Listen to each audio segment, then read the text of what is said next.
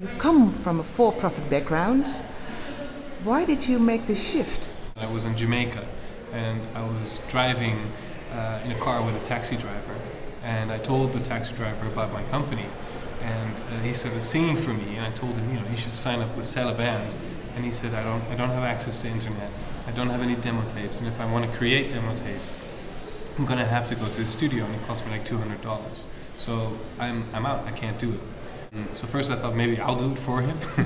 And then I thought, no, that's only one artist. We should have all these artists who are living in less developed countries can actually make a lot of money, especially in their area, with Sellaband. So I thought, why not use this system to help artists, but also producers and studios to make money with their own music.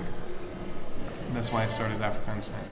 Can you explain what Africa Unsigned is about, more or less? What we do is we're going to help 5 artists in 6 countries to record their demo. We're going to give them workshops on what the industry, how the music industry works, and we're going to give them promotion teams who will help them raise their $10,000, so not $50,000 but $10,000 to record a single.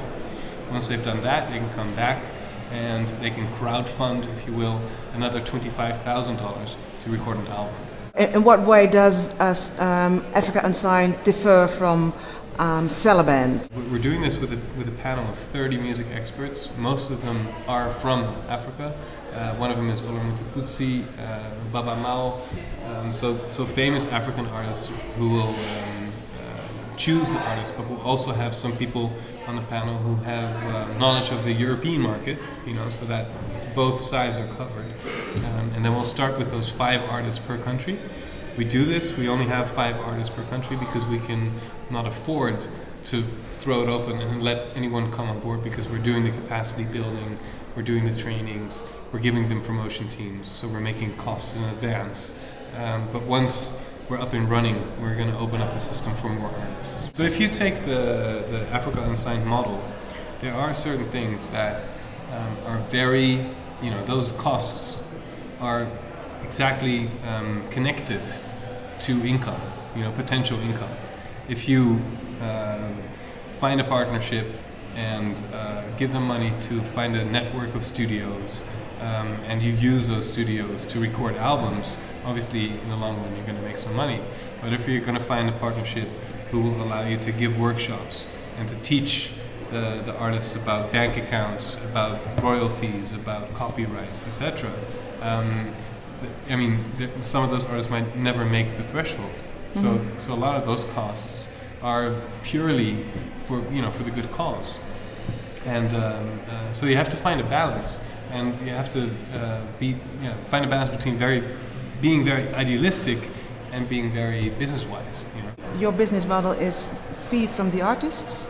Yeah. We take a handling fee from selling the music, and we take a cut of the publishing, and we obviously make money from the interest. So it's very similar to what Sellaband does. I made a few adjustments, and one of them is that we take a slightly bigger cut from the budget that's been raised, because we also do a lot more.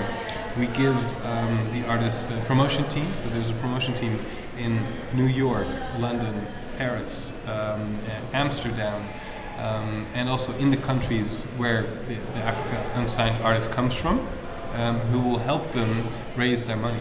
So there's going to be people in New York who are going to spread the word about artists from Kenya, but there's also going to be Kenyan promoters in Nairobi spreading the word for them. So this is a little bit different, but it makes it easier for the artists to reach their threshold, and therefore we need to take a little bit more budget. Who are the ones that will become a believer? There is quite a large group in Africa that is able to pay $5. A CD costs about $10, and they're being sold in Africa as well. So there is a market, it's just not as big as in Europe. And obviously we're missing the ones that are making $1 a day. But the beautiful part of it is that they can actually access new music now from their own continent. How can the people who are too poor to pay to become a believer, how can they profit from Africa Unsigned? By listening to the new music. but it won't end their poverty listening to music. No, but they can listen to the music. I mean, that's where I find I can't save the world with this. What I can do is I can help unsigned African artists make money with their music. I can do that, but I can't save millions and millions of people from their poverty. I wish I could, but it's, for me, with this concept, it's completely impossible. There are other concepts out there, like Kiva and MyC4, that are aiming at this, but it's outside of my scope. My scope is to help the artists. What inspires you as a social entrepreneur? It's been in me from the start. Somehow, I don't even know where it comes from, it doesn't really matter, but it's been with me from the start. And when I presented the concept of Sellaband to Johan and Dagmar, I actually wanted to take 1/4 of the income and give it to African social entrepreneurship. So it's been in my part of my plan all along. When I noticed that Johan and Dagmar were doing really, really well, and that my added value was decreasing every day, I thought, this is my opportunity, this is my time.